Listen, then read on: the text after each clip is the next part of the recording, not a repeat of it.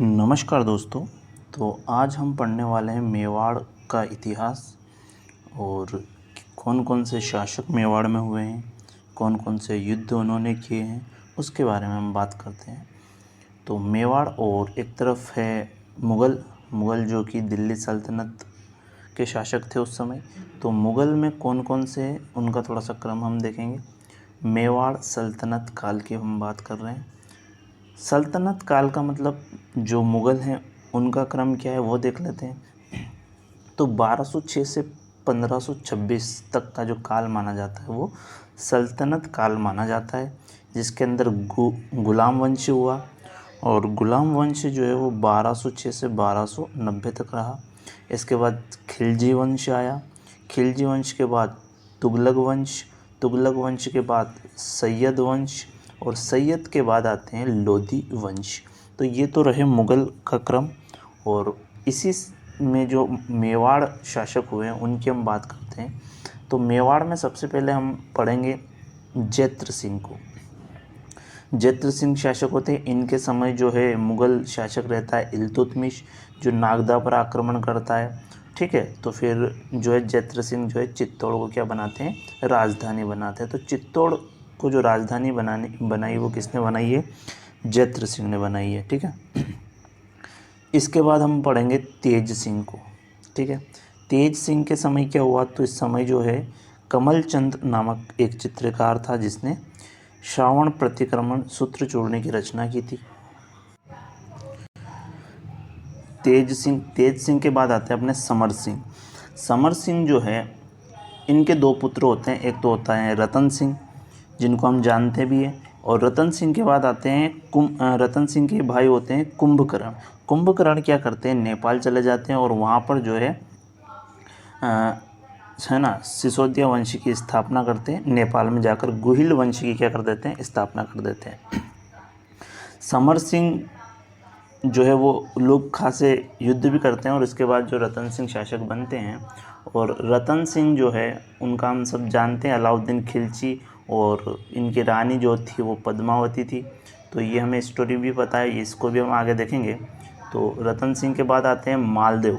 तो होता क्या कि रतन सिंह के बाद जो अलाउद्दीन खिलजी इस पर आक्रमण कर लेता है, और मालदेव जो है, मालदेव सोनगरा हैं, और ये कहाँ के हैं, तो ये जालोर के हैं। कानड़देव सोनगरा जो है उनके भाई थे मालदेव सोनगरा। तो बाद में अलाउद्दीन खिलजी जो है मेवाड़ को जो है मालदेव सोनगरा को सौंप कर चला जाता है, और मालदेव सोनगरा के बाद इनका भाई जय सिंह सोनगरा बनता है। और फिर जय सिंह सोनगरा से जो युद्ध करते हैं राणा हम्मीर, चूँकि ये किसके अधीन काम कर रहे थे, अलाउद्दीन खिलजी के। फिर राणा हम्मीर आते हैं, और राणा हम्मीर युद्ध करते हैं जय सिंह सोनगरा से, और वापस से मेवाड़ पर अधिकार करते हैं। महाराणा हम्मीर के बाद महाराणा खेता आते हैं, और महाराणा खेता के बाद जो है महाराणा लाखा आते हैं।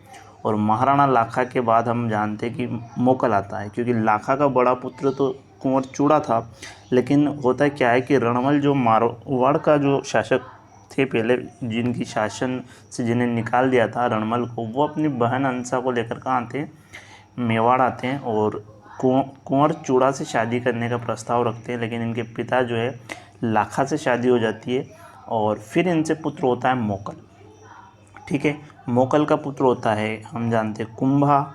और कुंभा के बाद अपने पास आते हैं है ना पृथ्वीराज। ये कुंभा, पृथ्वीराज के बाद सांगा के बाद विक्रमादित्य के बाद उदय सिंह आएंगे। उदय सिंह के बाद महाराणा प्रताप, फिर अमर सिंह, और फिर आएंगे आपके राज सिंह। तो ये मेन शासक जो हुए हैं जिनके बारे में हमें पढ़ना है। तो स्टार्ट करते हैं आज हम रावल जैत्र सिंह से। तो रावल जैत्र सिंह का शासनकाल हमें ध्यान रखना 1213 से 1252 तक का है। और सबसे पहले हम बात करें कि इनके समय जो शासक हुआ वो है इल्तुतमिश नागदा पर आक्रमण करता है, और नागदा जो पहले राजधानी हुआ करती थी उसको ये क्या कर देता है, बहुत ज़्यादा क्षति पहुंचाता है। ठीक है, नागदा पर आक्रमण करता है और बहुत ज़्यादा व्यापक स्तर पर इल्तुतमिश क्या करता है, क्षति। हालांकि जीत नहीं पाता है, लेकिन उसको अस्त व्यस्त कर देता है। तो फिर क्या करते हैं कि जो जैत्र सिंह है वो चित्तौड़ को क्या बना लेते हैं, राजधानी बना लेते हैं। ठीक है, तो राजधानी चित्तौड़ को किसने बनाया? तो जयद्रथ सिंह ने बनाया। जीएस ओझा जो है ने इनको क्या कहा है? रणर सिख कहा है, रण सिख। ठीक है, रणर सिख कहने वाले कौन हो जाएंगे? जीएस ओझा। किसको कहा है? रावल जयद्रथ सिंह को। दशरथ शर्मा जो इनके बारे में एक बात कहते हैं, और दशरथ शर्मा कहते हैं कि मेवाड़ की जो नींव है, नींव की शक्ति का उपासक जो है वो कौन है? रावल जयद्रथ सिंह है। ठीक है, इल्तुतमिश के साथ जो है रावल जयद्रथ सिंह जो है एक युद्ध करते हैं जिसको कहते हैं भूताला का युद्ध। भूताला का युद्ध जो होता है 1227 में होता है, इल्तुतमिश के साथ होता है, और इल्तुतमिश इसमें जो है हार जाता है, रावल जयद्रथ सिंह इसमें जीतते हैं। कुछ ग्रंथ है जैसे हम्मीर मद मर्दन और तारीख फरिश्ता, इसमें इनकी जो वीरता का जो है वर्णन मिलता है। तो कुछ स्रोत है जैसे कि हम्मीर मद मर्दन में जो है जय सिंह सूरी ने रावल जयद्रथ सिंह की वीरता का जो है वर्णन किया है। किसने लिखा है ग्रंथ? जय सिंह सूरी ने लिखा हम्मीर मद मर्दन, और इसमें जो है भूताला के युद्ध में जो वीरता दिखाई है जयद्रथ सिंह, उसका वर्णन मिलता है। एक और है तारीख फरिश्ता। तारीख फरिश्ता लिखने वाले हैं मोहम्मद कासिम फरिश्ता, और मोहम्मद कासिम इसमें लिखते हैं कि जयद्रथ सिंह इसमें जो है वीरता से लड़ते हैं और वीरता से युद्ध करते हैं और युद्ध जीतते हैं। तो इसका इसमें वर्णन मिलता है। ठीक है, तो ये तो जयद्रथ सिंह की बात हो जाती है जो नींव रखते हैं, चित्तौड़ को राजधानी बनाते हैं। इसके बाद हम पढ़ेंगे तेज सिंह। ठीक है, तो रावल तेज सिंह, रावल तेज सिंह इसके बाद आते हैं। रावल तेज सिंह की जो पत्नी है वो है जयतल देवी। जयतल देवी जो है वो रावल तेज सिंह की पत्नी है, और ये जो है श्याम पार्श्वनाथ का मंदिर का जो है निर्माण करवाती है। तो ये हमें इनके बारे में ध्यान रखना है। रावल तेज सिंह का शासनकाल जो है वो है 1252 से 1267 ईस्वी तक, और इनके समय जो है चित्र शैली का विकास हुआ है। किसका विकास हुआ है? चित्र शैली का विकास हुआ है।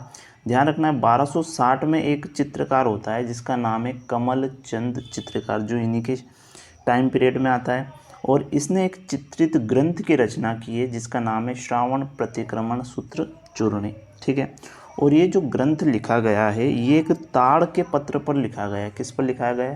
ताड़ पत्र पर लिखा गया है, और ये मेवाड़ चित्र शैली का पहला चित्रित ग्रंथ है।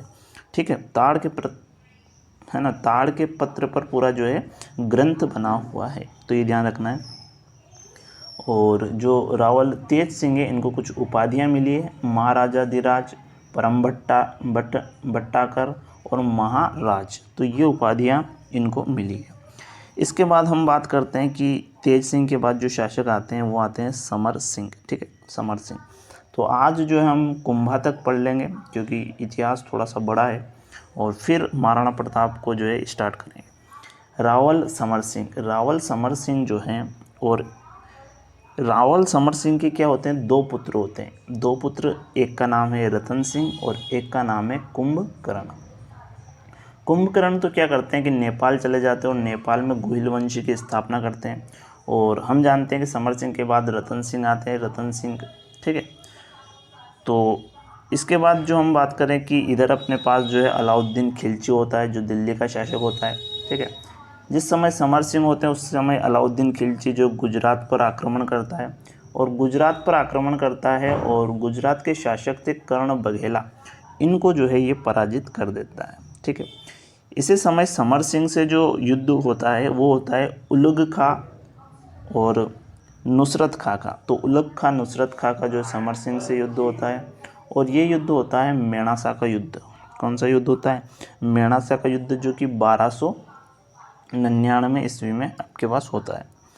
और ठीक है, तो ये आपके पास होता है। और यहाँ पर अगर हम बात करें तो यहाँ पर जो कर्ण बघेला है इसकी पुत्री का नाम था देवलदे। ठीक है, तो एक बुक है अमीर खुसरो की पुस्तक है आशिकी। आशिकी में जो अलाउद्दीन खिलजी का बेटा है खिज्र खां और देवलदे जो कि कर्ण बघेला की जो पुत्री थी उसके साथ प्रेम प्रसंग का वर्णन मिलता है। तो यहाँ पर हमें यही ध्यान रखना है कि जो रतन सिंह है, रतन सिंह और कुंभकर्ण नेपाल चले जाते हैं, और मेणासा का जो युद्ध होता है वो उलग खां और समर सिंह के मध्य होता है। और इधर हम बात करें तो रावल तेज सिंह शासक, रावल तेज सिंह के शासक के काल में क्या हुआ, तो इस समय जो है श्रवण प्रतिक्रमण सूत्र चूर्णी नामक चित्रित ग्रंथ की रचना हुई। ठीक है, तो ये हैं। अब आगे बढ़ते हैं। तो अगले शासक है रावल रतन सिंह। रावल रतन सिंह के बारे में जो वर्णन मिलता है वो ग्रंथ है आपका पद्मावत। पद्मावत ग्रंथ जो लिखने वाले हैं वो मलिक मोहम्मद जायसी है। और मलिक मोहम्मद जायसी जो पद्मावत ग्रंथ में जो है अलाउद्दीन खिलजी और रतन सिंह की पत्नी जो है पद्मावती, उसका वर्णन इसमें मिलता है। और ये कहते हैं कि इनके यहाँ एक ब्राह्मण था राघव चेतन, वो जो है उसका जो है वो ये दरबार में उसकी जो है बेइज्जती कर देते हैं। तो वो जो है नाराज़ होकर कहाँ चला जाता है, अलाउद्दीन खिलजी के पास चला जाता है। और फिर वो वहाँ पर जो है रानी पद्मिनी की सुंदरता का जो है वर्णन करता है। और उसके प्रभाव में अलाउद्दीन खिलजी जो फिर चित्तौड़ पर आक्रमण करता है। तो ये तो स्टोरी मिलती है पद्मावत मलिक मोहम्मद जायसी द्वारा लिखित ग्रंथ में। और ये जो है 1540 का लिखित ग्रंथ है। और ये हिंदी साहित्य का प्रेम पर आधारित ग्रंथ आपका हो जाएगा। और अवधी भाषा में आपके पास ये लिखा हुआ है। हीरामन तोते का इसमें वर्णन मिलता है कि भाई जो सिंहल द्वीप श्रीलंका की जो राजकुमारी थी आपके पास, वो है पद्मावती। और हीरामन तोता जो गागरों में पाया जाता है वो वहाँ पर जाता है। और वहाँ से जो है ये स्टोरी मिलती है कि वहाँ से वो हीरामन तोता जो आकर फिर चित्तौड़ आता है। और फिर वो यहाँ पर जो है पद्मिनी की सुंदरता का वर्णन करता है। तो फिर रतन सिंह जो है वहाँ पर जाकर पद्मिनी को लेकर आते हैं श्रीलंका। और राघव चेतन ब्राह्मण का जो वर्णन है वो भी इसी ग्रंथ में मिलता है। तो ये स्टोरी इसमें मिलती है। बाकी हम बात करें कि जो अलाउद्दीन खिलजी है वो आक्रमण करने के और क्या कारण हैं ये इस ग्रंथ के अलावा, तो उसको अगर हम देखें तो पहला तो ये था कि रानी पद्मिनी को वो प्राप्त करना चाहता था, है ना। जितने भी मुग़ल शासक था एक तो उनका ये होता है। दूसरा, इनकी क्या है महत्वाकांक्षी नीतियाँ थी, है ना, अपने साम्राज्य, है ना, इस्लाम को बढ़ाना वो वाली। और थर्ड की बात करें कि साम्राज्यवादी नीति, है ना, साम्राज्य का विस्तार करना, पूरे भारत पर कब्जा करना। और चौथा हम कह सकते हैं कि जो चित्तौड़गढ़ है वो ऐसे स्थान पर स्थित है कि उसका सामरिक महत्व बहुत ज़्यादा है, क्योंकि वहाँ से सारे रास्ते गुजरते हैं, व्यापारिक मार्ग है, क्योंकि वहीं से होकर गुजरात जाया जा सकता था। तो ये कारण थे जिससे अलाउद्दीन खिलजी क्या करता है कि चित्तौड़ पर आक्रमण करता है। ठीक है, अलाउद्दीन खिलजी चित्तौड़ पर आक्रमण करता है। ठीक है, अब हम आगे बात करें तो अलाउद्दीन खिलजी क्या करता है, चित्तौड़ का घेराव कर लेता है। 8 माह तक वो घेरा डालकर रहता है लेकिन उसे सफलता नहीं मिलती है, चित्तौड़गढ़ में वो प्रवेश नहीं कर पाता है। 8 महीने हो जाते हैं और वो बिल्कुल निराश हो जाता है। तो फिर क्या करता है कि यहाँ पर फिर वो, क्योंकि इनका जितने भी इन्होंने युद्ध लड़े हैं वो सारे जो है विश्वासघात करके लड़े हैं। तो यहाँ पर क्या करता है कि फिर ये अपने सैनिक को भेजता है कि हम जो है संधि करना चाहते हैं। और पद्मिनी के दर्शन की ये बात करता है। और फिर रतन सिंह को जो है मेहमान के लिए बुलाता है कि मैं आपके यहाँ मेहमान आया, अब आप भी मेरे यहाँ मेहमान के लिए आओ। तो ऐसा करके वो रतन सिंह को बुलाता है, लेकिन रतन सिंह जैसे ही जाते हैं उनको क्या कर लेता है, बंदी बना लेता है। ठीक है, बंदी बनाने के बाद फिर रानी जो है पद्मावती क्या करती है कि डोलियाँ तैयार करती है और उनमें जो योद्धाओं को जो है बिठाती है। और फिर वो रतन सिंह को लेने जाती है। और फिर वहाँ पर जो है भयंकर एक भीषण युद्ध होता है और उसमें जो है फिर ये वीरगति को प्राप्त होते हैं। ठीक है, इनकी तरफ से जो युद्ध में लड़े थे रतन सिंह की तरफ से, उनकी अगर हम बात करें तो गोरा और बादल। गोरा और बादल का नाम आता है जो कि बहुत ही वीरता से लड़े थे और वीरगति को प्राप्त हुए थे। गोरा बादल और इनका जो युद्ध है वो होता है 1301 में। और 1301 में होता है अलाउद्दीन खिलजी के साथ। इस समय इनके सेनापति थे गोरा बादल। और रावल रतन सिंह जो है इसमें वीरगति को प्राप्त हो जाएंगे। तो यहाँ पर जो है रानियाँ क्या करती है, जौहर करती है। ठीक है, रानियाँ जौहर करती है। और 1600 जो रानियाँ हैं वो पद्मावती के नेतृत्व में क्या करती है, जौहर करती है, अग्निकुंड तैयार करती है। और उसमें जो है 1600 रानियाँ जो हैं वो स्त्रियां जो हैं 1600 वो क्या कर लेती है, जौहर कर लेती है। तो अलाउद्दीन खिलजी के हाथ में फिर भी कुछ नहीं लगता है, क्योंकि वो जिस मकसद से आया था तो वो इनका पूरा नहीं होता है, क्योंकि जहाँ पर भी जो है साका होता है वहाँ पर जौहर भी होता है। केवल जैसलमेर को छोड़ दिया जाए, क्योंकि वहाँ पर धोखे से इन्होंने बंदी बना लिया था, इसलिए वहाँ पर जो रानियाँ जौहर नहीं कर पाई थी। अलाउद्दीन खिलजी को क्या होता है कि यहाँ पर जीत तो जाता है। अब यहाँ पर जो है खिज्र खां जो इसका बेटा था उसको यहाँ का प्रशासन बना देता है, और खिज्र खां बना देता है। ये 1303 से 1313 ईस्वी तक ये रहता है, और इसका नाम बदल देता है चित्तौड़ का, और नाम रख देता है खिजराबाद। क्या नाम रख देता है, खिजराबाद रख देता है। 1313 के बाद जो है ये यहाँ का शासक बना देता है मालदेव सोनगरा। शासक तो क्या है, प्रशासक बना दिया कि तुम ठीक है यहाँ का कार्यभार देखो, बाकी सारा जो जिसके अंडर में था वो कौन था, दिल्ली सल्तनत यानी कि अलाउद्दीन खिलजी। बात करें मालदेव सोनगरा कौन थे, तो मालदेव सोनगरा आपके पास हो जाएंगे कान्हड़देव सोनगरा, जो जालोर का इतिहास हमने पढ़ा है, उनके भाई थे। क्योंकि उनके उसके बाद कोई ऑप्शन नहीं बचता है, क्योंकि अगर हम अधीनता स्वीकार नहीं करेंगे तो फिर हमारे राज्य का क्या होगा, ठीक है, और ज़्यादा अत्याचार होते हैं। तो उस कारण से फिर क्या है कि उसके बाद युद्ध के बाद जो शासक बचते हैं वो क्या कर लेते हैं, अधीनता स्वीकार कर लेते हैं। तो ऐसे में मालदेव सोनगरा ने भी अधीनता स्वीकार कर ली थी, और इनको जो है फिर यहाँ मेवाड़ का शासक बनाया जाता है। ठीक है, तो मालदेव सोनगरा को यहाँ का शासक बना दिया जाता है। और उसके बाद अगर हम बात करें मालदेव सोनगरा, तो कान्हड़देव सोनगरा के क्या हैं, भाई है ना, जालोर के जो थे कान्हड़देव सोनगरा। और इसके बाद जो है ये अधीन होते हैं किसके, अलाउद्दीन खिलजी के। और फिर इनके बाद इनका पुत्र जो है वो बनता है जो है आपका जय सिंह सोनगरा। लेकिन जय सिंह सोनगरा जो है वो 1321 से 1326 तक रहता है, और उसका युद्ध होता है फिर राणा हम्मेर से। अब राणा हम्मीर कौन है, तो राणा हम्मीर है सिसोदा गांव था, और सिसोदा गांव के सरदार थे राणा लक्ष्मण सिंह। इनके क्या थे, पौत्र थे राणा हम्मीर। ठीक है, इनकी भी एक स्टोरी है, वो हम बाद में देखेंगे। तो होता क्या है कि इसके बाद राणा हम्मीर बनते हैं, और हम्मीर युद्ध जीतते हैं, हम्मीर शासक बनते हैं। और हम्मीर शासक बनते हैं और फिर मेवाड़ को अपने अनुसार चलाते हैं, और इसीलिए इनको जो विषम घाटी पंचानंद की उपाधि दी गई है, और कुंभलगढ़ प्रशस्ति, ठीक है, वीर राजा इनको कहा गया है, मेवाड़ का उद्धारक इनको कहा गया है।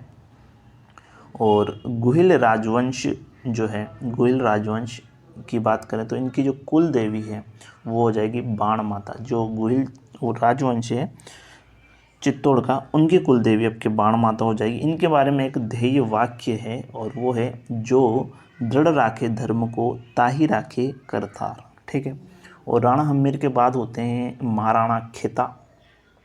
कौन होते हैं, महाराणा खेता। महाराणा खेता आपके पास होते हैं, ध्यान रखना महाराणा खेता का एक पासवान पुत्र था चाचा मेहरा। चाचा मेहरा इनका पुत्र होता है, जो बाद में राणा मोकल की क्या कर देता है, हत्या कर देता है, वो आगे देखेंगे हम। तो ये राणा खेता है। राणा खेता के बाद जो शासक आते हैं वो राणा लाखा आते हैं। राणा लाखा का जो शासनकाल है 1382 से 1421 तक का शासनकाल हो जाएगा। और राणा लाखा जो है इनके पिता हम जानते हैं राणा खेता हो जाएंगे, और इनका एक बड़ा बेटा था कुंवर चूड़ा। तो कुंवर चूड़ा जो है वो बहुत ही वीर और बहुत ही है ना युद्ध में निपुण शासक था कुंवर चूड़ा।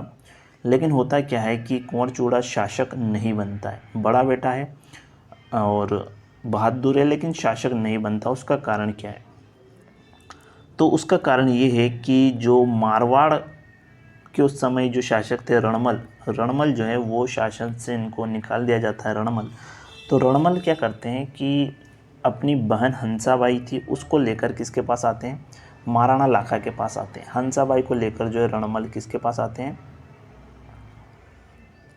महाराणा लाखा के पास आते हैं, और ये विवाह प्रस्ताव लेकर आते हैं। किसके लिए, कुंवर चूड़ा के लिए, कि हम विवाह प्रस्ताव लेकर आ रहे हैं। तो मजाक मजाक में राणा लाखा कह देते हैं कि विवाह, दरबारी पूछते हैं कि विवाह प्रस्ताव किसके लिए लाए हो, तो मजाक मजाक में लाखा कह देते हैं कि भाई इस उम्र में हमारे लिए तो नहीं होगा विवाह प्रस्ताव। तो रणमल कहता है कि नहीं, आपके लिए भी ला सकते हैं। तो ऐसे में कुंवर चूड़ा कह देता तो फिर पिताजी से ही विवाह करवा दीजिए। तो ऐसे होता है कि फिर रणमल एक शर्त रखता है कि विवाह तो करवा दें, लेकिन जो हंसाबाई से जो पुत्र होगा वही अगला शासक बनेगा।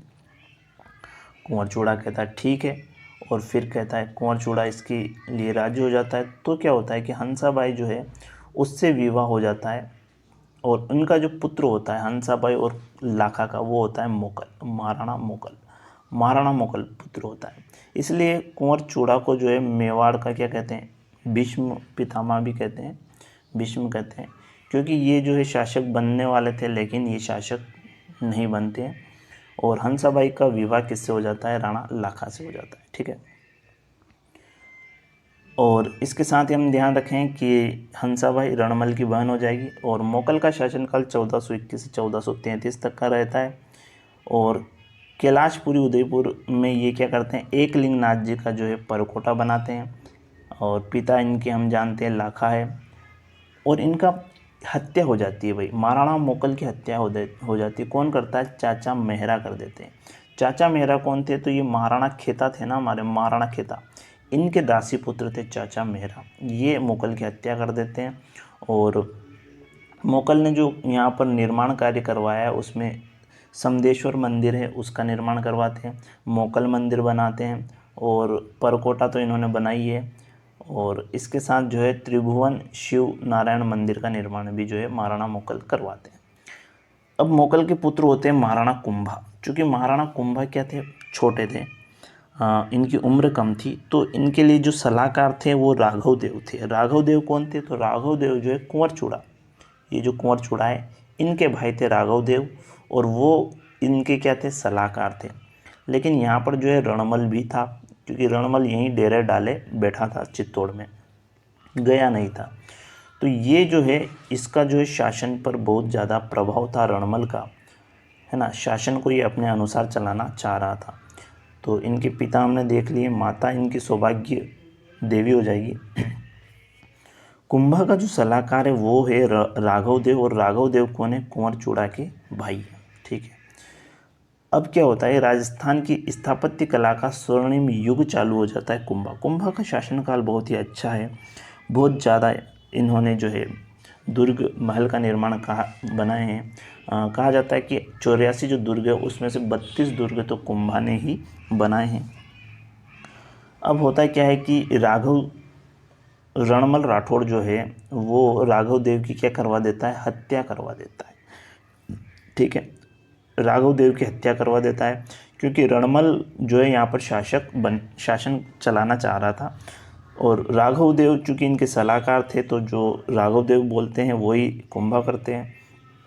तो ऐसे में जो ये रणमल क्या कर देता है, राघव देव की क्या करवा देता है, हत्या करवा देता है। अब हत्या करवा देता है, लेकिन इससे जो कुंभा भी नाराज और कुंवर चूड़ा भी नाराज। तो कुंवर चूड़ा जो है और कुंभा दोनों मिलते हैं। ठीक है, कुंवर चूड़ा और कुंभा दोनों मिलते हैं, और इसकी एक दासी थी भारमली, किसकी, रणमल की एक दासी थी भारमली। तो ये भारमली से मिलते हैं, और भारमली की सहायता से जो है वो रणमल को क्या दे देते हैं, जहर दे देते हैं। क्या दे देते हैं, जहर दे देते हैं, और इस प्रकार जो है रणमल को भी यहाँ से रास्ते से हटा देते हैं। तो ये है कुंभा का, और आगे हम पढ़ेंगे कुंभा के बारे में। ठीक है, तो कुंभा की बात कर रहे थे, और कुंभा की बात करें तो मेवाड़ का स्वर्णिम काल जो माना जाता है वो महाराणा कुंभा का काल माना जाता है। और इनों की बात करें तो इन्होंने 84 दुर्गों में से 32 दुर्गों का निर्माण अकेले कुंभा करवाते हैं। शासक बनते ही इन्होंने अपने पिता मोकल, चूँकि इनके पिता मोकल की हत्या कर दी थी चाचा मेहरा ने, तो सबसे पहले शासक बनते ही ये अपने पिता मोकल के हत्यारे चाचा मेहरा का क्या कर देते हैं, दमन कर देते हैं। और उसके बाद जो है कुंभा जो है उनका एक युद्ध होता है, कुंभा जो है उसका युद्ध होता है मोहम्मद खिलजी से। ठीक है, मोहम्मद खिलजी कौन था, तो मोहम्मद खिलजी जो है मालवा का शासक था। और मोहम्मद खिलजी और कुंभा के बीच में 1437 में युद्ध होता है, सारंगपुर का युद्ध। कौन सा युद्ध होता है, सारंगपुर का युद्ध होता है। तो मोहम्मद खिलजी को इसमें पराजित करते हैं, और उसको अच्छे से पराजित करते हैं, और उसको बंदी बनाकर रखते हैं 6 महीने तक। ठीक है, सारंगपुर के युद्ध में, और विजय होते हैं कुंभा। और इस विजय की खुशी में क्या बनाते हैं, विजय स्तंभ का निर्माण करते हैं। कुंभा क्या बनाते हैं, विजय स्तंभ का निर्माण करते हैं। और मोहम्मद खिलजी को जो 6 माह तक क्या बनाकर रखते हैं, बंदी बनाकर रखते हैं। हमारे शासक की यही गलती थी कि ये बंदी बना लेते थे, है ना, 2-4 महीने, और फिर छोड़ देते थे, माफ़ कर देते थे। लेकिन आपको पता है तराइन के जो द्वितीय युद्ध हुआ था उसमें गोरी ने जो पृथ्वीराज को माफ़ नहीं किया था, उनको बंदी बनाया था और उनको काफ़ी यातनाएं दी थी। तो अगर हमारे शासक में एकता होती तो वो भी जो है एक होकर इनको जो है वो कभी नहीं हारते, क्योंकि हमेशा जितने भी युद्ध हुए हैं वो धोखे से ही जीते गए हैं। ठीक है। और इसके बाद जो है 1937 के बाद जो 1938 में जो है रणमल राठौड़ को ये ख़त्म कर देते हैं। रणमल राठौड़ का पुत्र था जोधा, वो भी वहीं रहता था, लेकिन वो क्या कर हो जाता है, भाग जाता है, उसको भगा दिया जाता है कि तुम्हारे पिता को मार दिया। रणमल कौन, वही आपके पास जो है ना मेवाड़ का है, और सॉरी मारवाड़ का है, और अपनी बहन हंसाबाई को लेकर आया था। लेकिन ये शासक व्यवस्था में बहुत ज़्यादा ही अपना हस्तक्षेप करने लग गया था, और इस कारण और इन्होंने जो राघव देव की हत्या करवा दी थी, इसलिए कुंभा ने भी इनको मरवा दिया भारमली की सहायता से। ठीक है, आगे बढ़ते हैं। और जो है रणकपुर का जैन मंदिर भी का निर्माण करवाते हैं। कुंभा के शासनकाल में रणकपुर जैन मंदिर का निर्माण होता है। हालांकि इसका निर्माण जो है सेठ धनरक शाह कराते हैं, है ना, धनरक शाह करवाते हैं। और ये मंदिर की ये विशेषता है कि 1444 स्तंभ जो है इस मंदिर में, जैन मंदिर है, आदिनाथ ऋषभदेव को समर्पित है। और इसका जो शिल्पकार था वो था देपाक। ठीक है, 1439 में ये आपके पास बना है। तो ये किसके शासनकाल में बना, ये भी कुंभा के शासनकाल में बना है। अब जब विजय स्तंभ की बात आती है तो विजय स्तंभ की कुछ विशेषता हम देख लेते हैं। तो ये 9 मंजिला आपके पास विजय स्तंभ है, और 30 फीट इसकी चौड़ाई है, 122 फीट जो है ये आपका ऊंचा है। और इसको विष्णु स्तंभ या है ना विष्णु ध्वज भी हम कहते हैं। और भारतीय मूर्तिकला का विश्वकोश इसको कहा गया है, क्योंकि इसमें बहुत सारी मूर्तियाँ बनी हुई है। ठीक है, इसलिए मूर्तियों का मूर्तियों का अजायब घर, है ना, मूर्तियों का अजायब घर, यानी कि बिल्कुल मूर्तियाँ अजायब घर जैसा लग रहा है। ठीक है, सीढ़ियाँ कितनी है, सीढ़ियाँ आपके पास हो जाएगी 157। और तीसरी जो मंजिल है उसमें 9 बार क्या लिखा हुआ है, अल्लाह लिखा हुआ है। ऐसा क्यों हुआ, क्योंकि जो मुस्लिम आक्रांता थे वो क्या करते थे कि जब आक्रमण करते थे तो सारे जो महल हैं जो वहाँ पर बने हुए हैं उनको तोड़ देते थे। तो इसके लिए इन्होंने क्या किया कि वहाँ पर अल्लाह लिखवा दिया। इससे क्या होते हैं कि मुस्लिम आक्रांता उस पर कोई क्षति नहीं पहुँचाते हैं। ठीक है, अब हम बात करते हैं 9वीं जो मंजिल है उस पर जो आकाशीय बिजली गिर गई थी, और जिसे स्वरूप सिंह जो है वो पुनः निर्माण करवाते हैं, ये ध्यान रखना है। ठीक है, विजय स्तंभ के जो वास्तुकार है वो कौन कौन थे, तो जेता नाथा पूंजा और पेमा, ये जो हैं वास्तुकार हो जाएंगे जिन्होंने विजय स्तंभ का निर्माण करवाया। और विजय स्तंभ का जो प्रतीक है, प्रतीक चिन्ह, वो राजस्थान पुलिस में भी का जो प्रतीक चिन्ह है वो है, और माध्यमिक शिक्षा बोर्ड का भी प्रतीक चिन्ह है।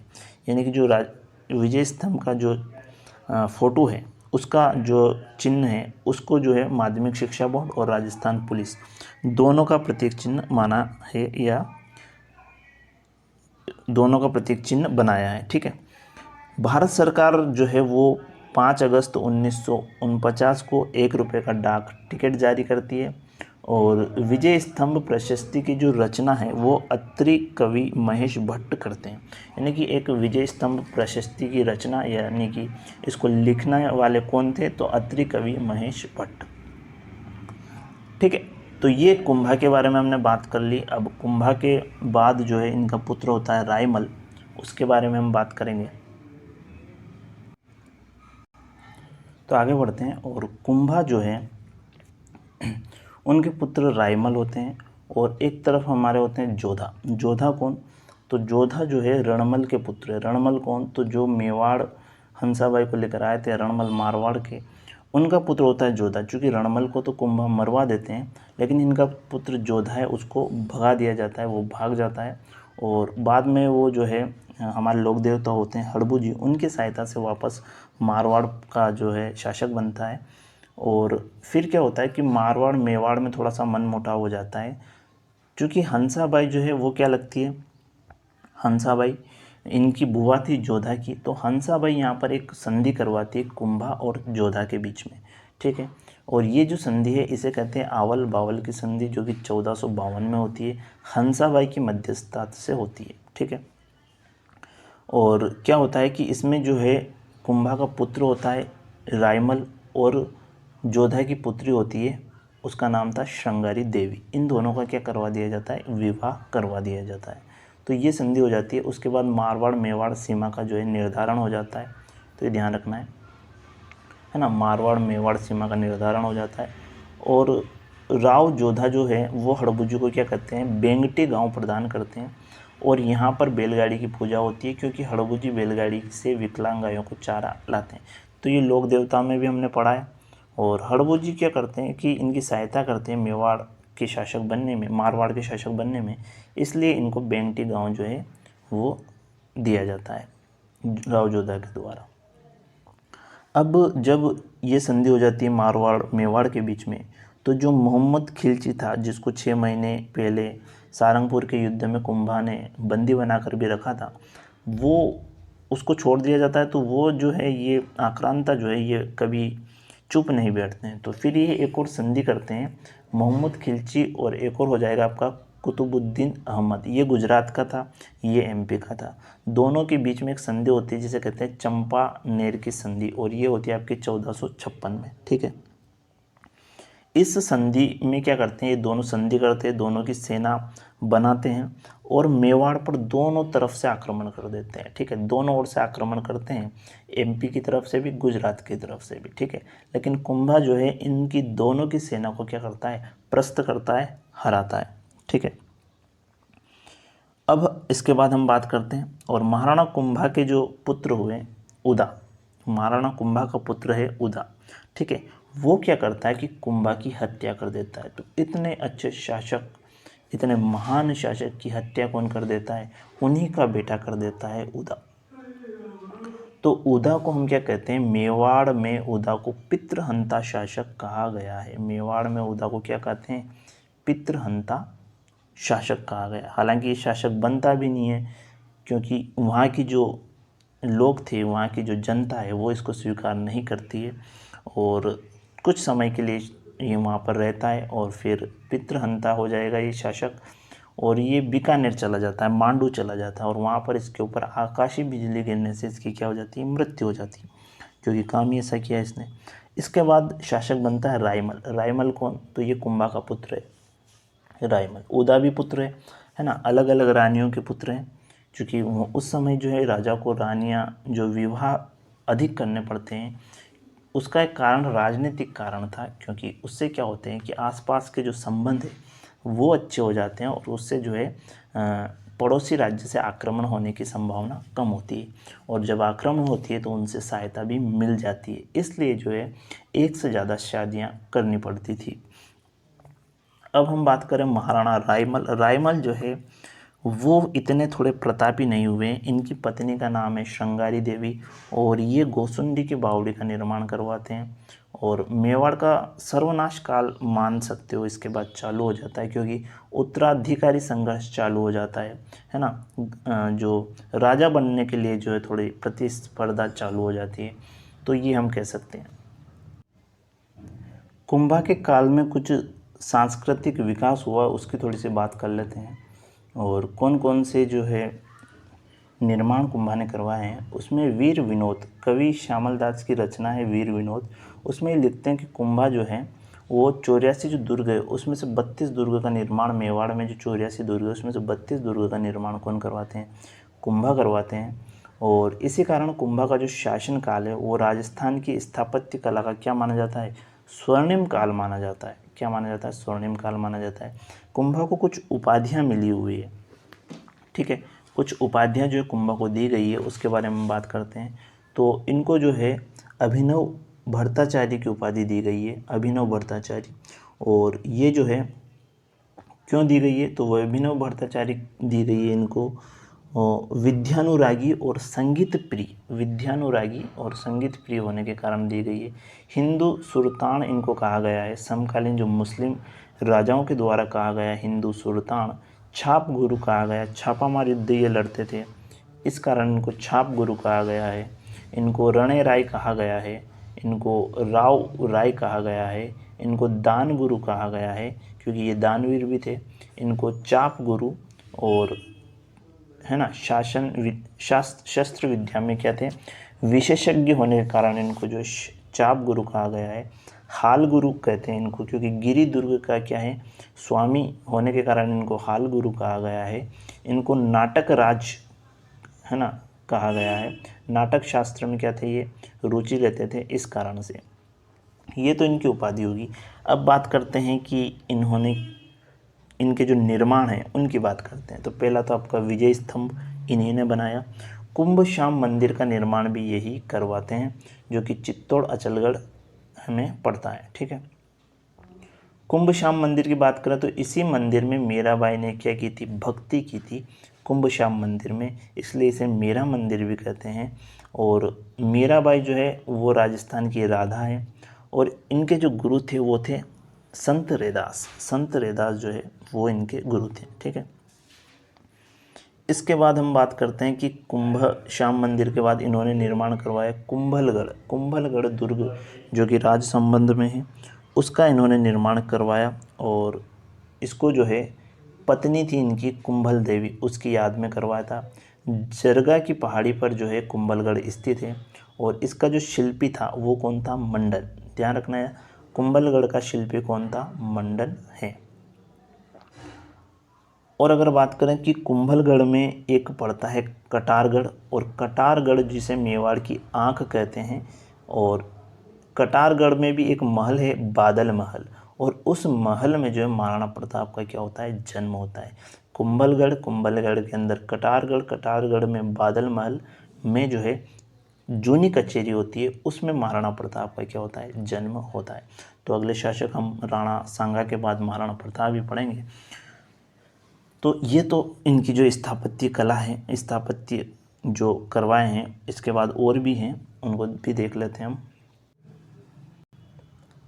कुंभलगढ़ की बात करें तो कुंभलगढ़ के बारे में अबुल फजल कहते हैं कि यह दुर्ग इतनी बुलंदी पर स्थित है कि आकाश की ओर देखने पर सिर की पगड़ी नीचे गिर जाती है, ज़मीन पर गिर जाती है। तो ये बात अबुल फजल कहते हैं कुंभलगढ़ दुर्ग के बारे में, ठीक है।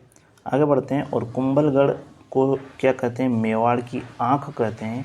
और इसमें जो है मामदेव कुंड है, कुंभ श्याम मंदिर इसमें बना हुआ है। और इसी कुंभलगढ़ के अंदर पृथ्वीराज सिसोदिया की 12 खंभों की छतरी भी स्थित है। बसंतगढ़ का ये पुनर्निर्माण करवाते हैं कुंभा, और भोमट दुर्ग का निर्माण करवाते हैं, मचान दुर्ग का निर्माण करवाते हैं, कुशाल माता मंदिर का निर्माण करवाते हैं। कुशाल माता का मंदिर कहाँ पड़ेगा, बदनौर भीलवाड़ा में पड़ेगा। इसके बाद रणकपुर का जैन मंदिर है ना, ऋषभ देव को समर्पित है, उसका निर्माण करवाते हैं। कुंभा के कुछ दरबारी विद्वान थे, उनकी बात कर लेते हैं। तो कौन कौन थे, कान्हा व्यास थे, और जो कि साहित्यिक विद्वान माने जाते थे, वो इनके दरबार में थे। सारंग व्यास थे, और सारंग व्यास संगीत के आचार्य थे, वो भी इनके दरबार में थे। मंडन शिल्पी और साहित्यकार था मंडन, ध्यान रखना, जिसने विजय स्तंभ का जो है वो वास्तुकार भी माना जाता है। रमाबाई जो कि इनकी पुत्री थी, और वो भी एक जो है संगीत विदुषी कह सकते हैं हम, और ये कुंभा की पुत्री थी। वीणा वादन में ये निपुण थी। और इन जो सारंग व्यास हैं उनकी ये क्या थी, शिष्या थी। नाथा जो था वो मंडन का भाई था, तो मंडन का भाई नाथा भी जो है इनका दरबारी था। और ये वस्तु मंजरी की रचना जो है वो नाथा ने ही की थी।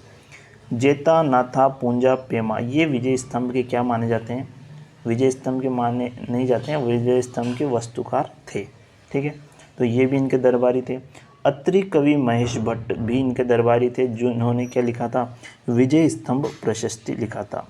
गोविंद जो थे वो मंडन के पुत्र थे, और सोम सुंदर और टिल्हा भट्ट ये सारे इनके क्या थे, दरबारी थे।